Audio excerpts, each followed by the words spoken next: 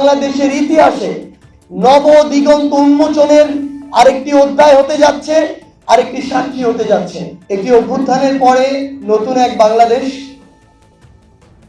এই নতুন বাংলাদেশের সময়ের সবচেয়ে বড় দাবিটি হচ্ছে একটি শক্তিশালী রাজনৈতিক দল। এবং আমাদের এই 7 মাসের অভ্যুত্থান পরবর্তী সময়ে সবচেয়ে বড় অনুধাবনটি হচ্ছে সেই 5 অগস্ট নতুন বাংলাদেশে আমরা যে স্বপ্নগুলো দেখেছি, এই জুলাই স্পিরিটকে সামনে রেখে নতুন বাংলাদেশকে আমরা যেই জায়গায় কল্পনা করেছি, বাংলাদেশকে সেই জায়গায় নিয়ে যাওয়া একটা দীর্ঘ লড়াই। এবং আমরা আমাদের জায়গা থেকে বিশ্বাস করি যে হাজারো শহীদের জীবনের উপরে, প্রায় 1.5 লক্ষ ভাই বোনের রক্তের উপরে দাঁড়িয়ে যে নতুন বাংলাদেশ, এই বাংলাদেশে এই দীর্ঘ লড়াইটি করে সেই কাঙ্ক্ষিত বাংলাদেশ আগামীর প্রজন্মকে উপহার দেয়া আমাদের কাছে একটি আমানত। এবং আমরা আমাদের এই লড়াইটি করে যেতে চাই। সেই লড়াইকে সামনে রেখে বৈষম্য বিরোধী ছাত্র আন্দোলন এবং জাতীয় নাগরিক কমিটি ঐক্যবদ্ধভাবে নতুন একটি রাজনৈতিক দলের আত্মপ্রকাশ করতে যাচ্ছে। আগামী 28 ফেব্রুয়ারি বিকাল 3টায় জাতীয় সংসদ প্রাঙ্গণ সংলগ্ন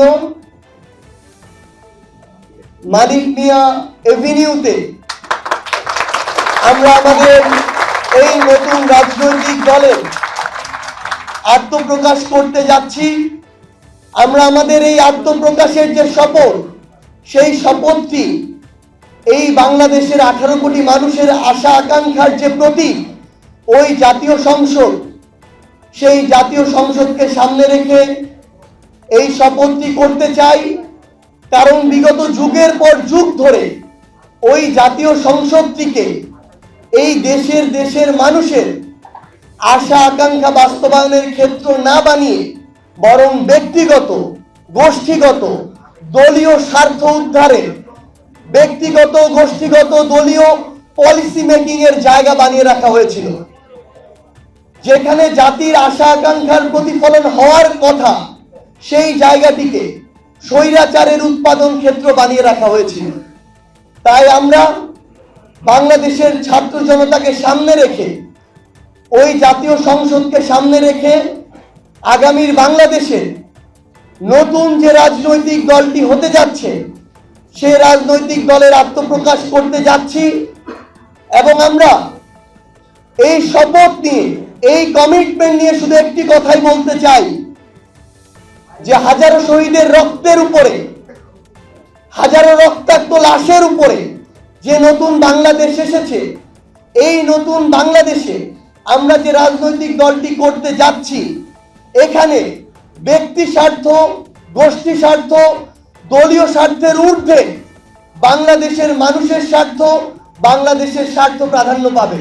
আমাদের সেই দল আত্মপ্রকাশের যে আমাদের প্রোগ্রামটি, সেখানে আমরা আমাদের জায়গা থেকে বাংলাদেশের রাজনৈতিক অঙ্গনে যত দল রয়েছে তাদের নেতৃবৃন্দ থেকে শুরু করে আমাদের এই অভ্যুত্থানের যারা শহীদ পরিবার, আহত যোদ্ধা রয়েছে এবং দেশি বিদেশি যারা কূটনৈতিক বৃন্দ রয়েছে, এবং বিগত 16 বছর শুধু নয়, যুগের পর যুগ ধরে নির্যাতিত যারা যোদ্ধা রয়েছে, যারা এই অভ্যুত্থানের প্রেক্ষাপট তৈরি করেছে এবং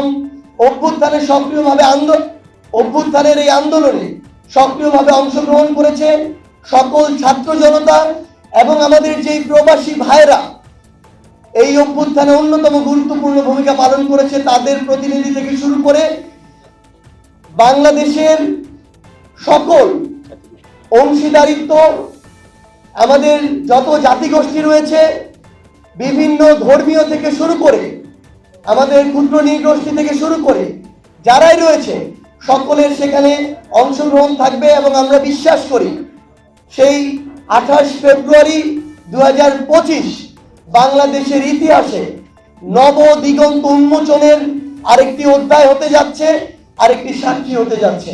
ধন্যবাদ। নতুন নতুন শীর্ষ খবরের জন্য চ্যানেলটিকে লাইক, কমেন্টস, শেয়ার, সাবস্ক্রাইব অথবা ফলো করুন।